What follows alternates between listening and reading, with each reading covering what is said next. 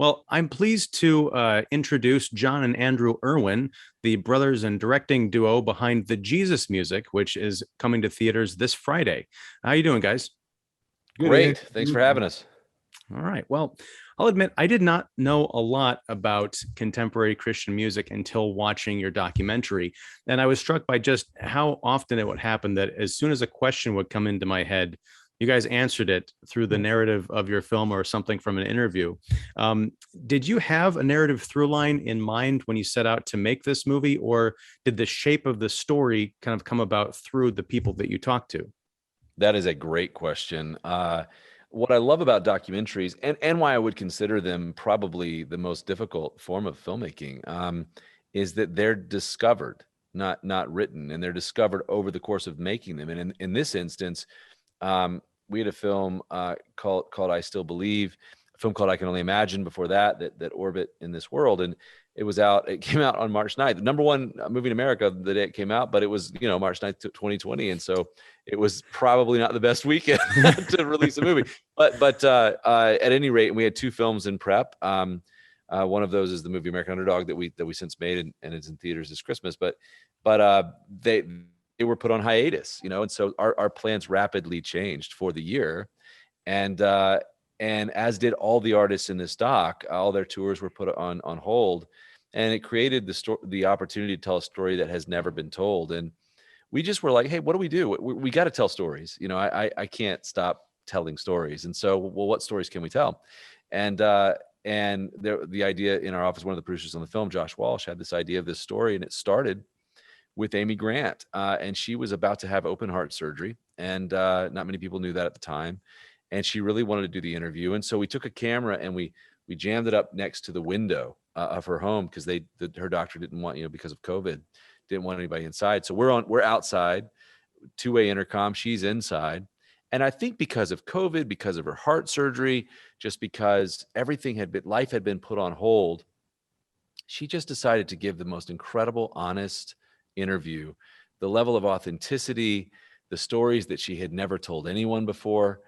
And that's what started this journey. And every artist followed suit. And then after, the first 10 artists got on board, every other artist wanted to be involved. It ended up being 100 interviews and stories that they had there in just about every interview.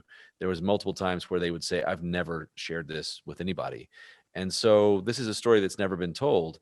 The difficulty, as they'd say, that the larger the haystack, the harder it is to find the needle, and stories can be like that. And so I would say this was the most complex story that we've ever tried to wrestle to the ground. And we did it with several other filmmakers, and it was this sort of distance medley relay. But it was a difficult narrative because it's 5 decades, 100 artists. And it was just some of the things that we had to cut out. There's so many incredible stories. You could do a whole series on this.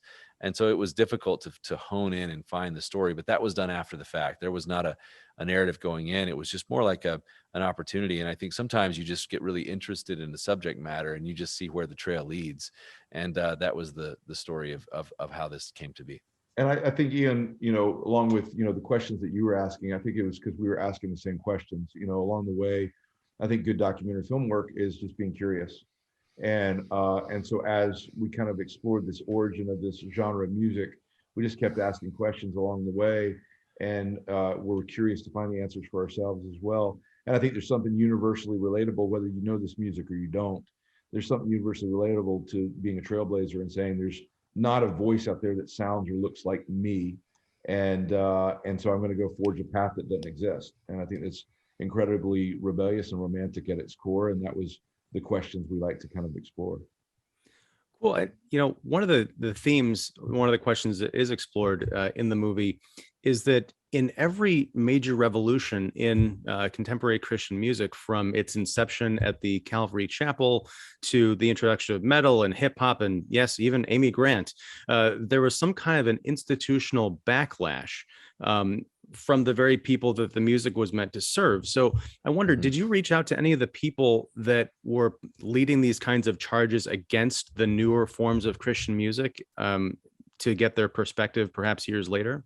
Well, I mean, We tried. Yeah, for sure. We tried because, I mean, one of those, there were several that were very, interesting to explore. One being Jimmy Swaggart, But a lot of them, due to their age and COVID, made that, impossible, because of the dangers of that. But there were a lot of fascinating individuals that were on that side.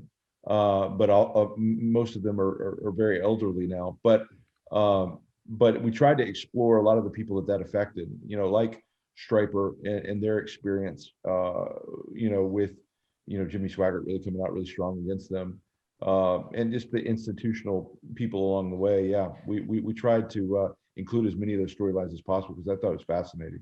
You nailed it when you say institutional backlash, in the sense that what I've learned is anything that grows to the level that it gets institutionalized, a part of that is the fear of what's new.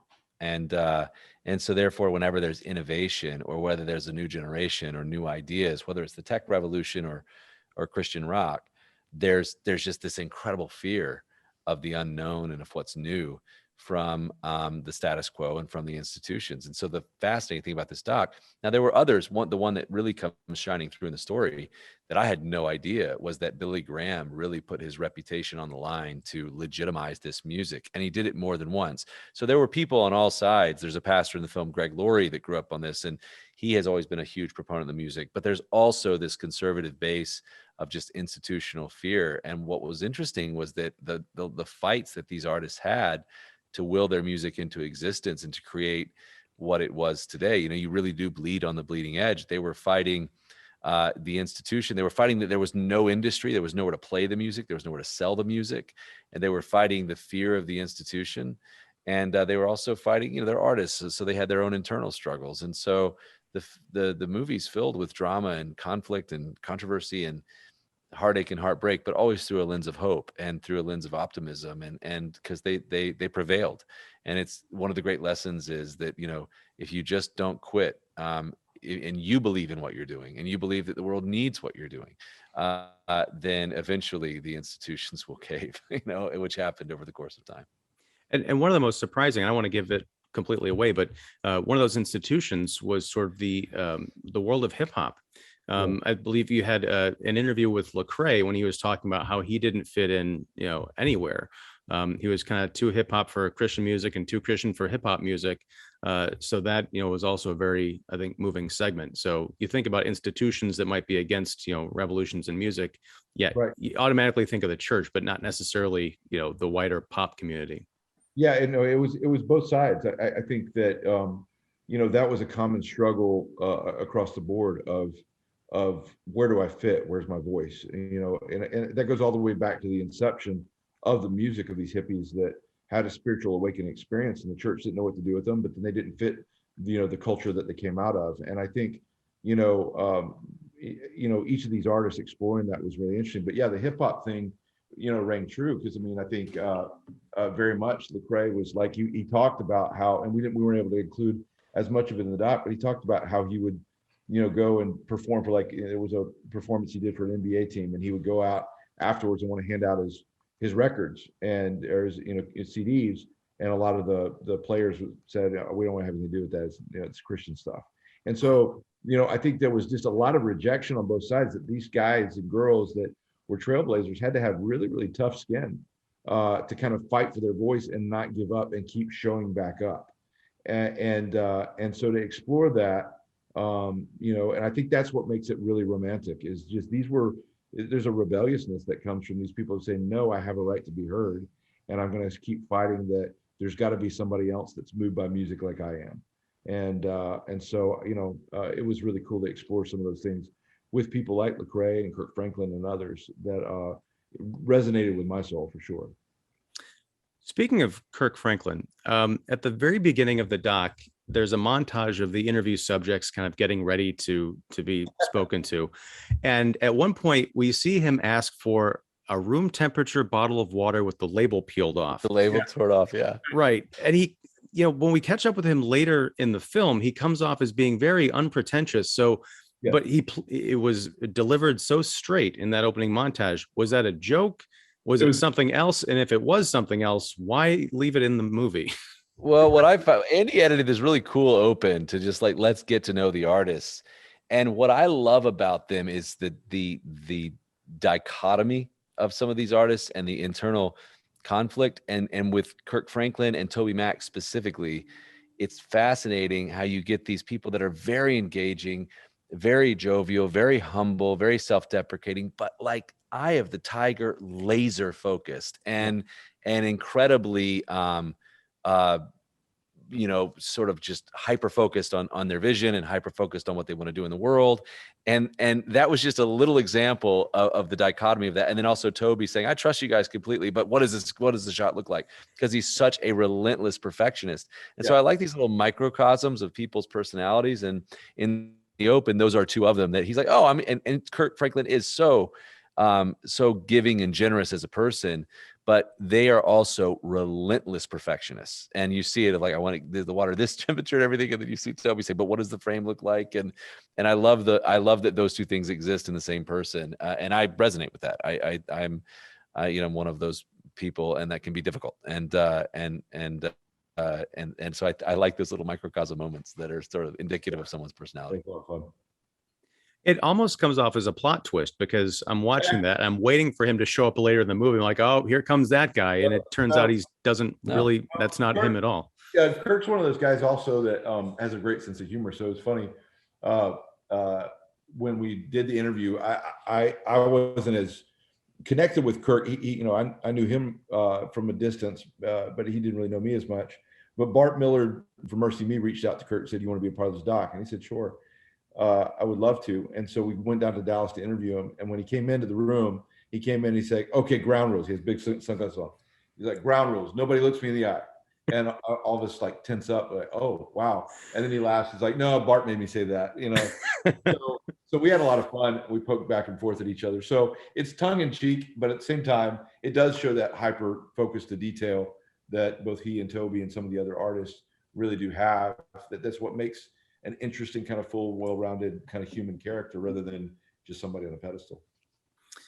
Well, I usually end interviews with the what's next question, but you guys have already mentioned that you have another movie coming out this year in December. So what can you tell me about American Underdog? Christmas Day in theaters everywhere. It's such a cool thing to see a film like this, in the largest possible stage for a movie. And it's the story of NFL legend Kurt Warner and his rise to stardom from the most unlikely place. I mean, most people know he was bagging groceries at a Hy-Vee in Iowa, dreaming of being an NFL quarterback, and a few years later, he's the MVP of the Super Bowl in the most unlikely of ways, and that is based off this incredible love story with his wife Brenda and their and her son Zach, who's blind and disabled, and Kurt found his heart. He had the arm of a champion, but he found his heart of a champion in his relationship with her and his relationship with Zach. And it's an incredibly inspiring story. I've always wanted people to say, if he can do it, I can do it. It's a movie that is meant to rekindle the dreams of the audience, and we need it right now. And it's feel good, inspirational film, and it comes out in theaters nationwide on Christmas Day. We can't wait to give the audience a chance to see it. I love the story. I love the movie, and I love Kurt and Brenda, and I think everybody that sees it will too. Awesome. I'm out in Los Angeles right now and putting the final touches on the mix. John's coming out to screen it soon, and it's spectacular. Like the audience is in for a real treat. It's the Lionsgate fully supported it and giving us the budget we need to make a really big football movie, and excited to share it with an audience.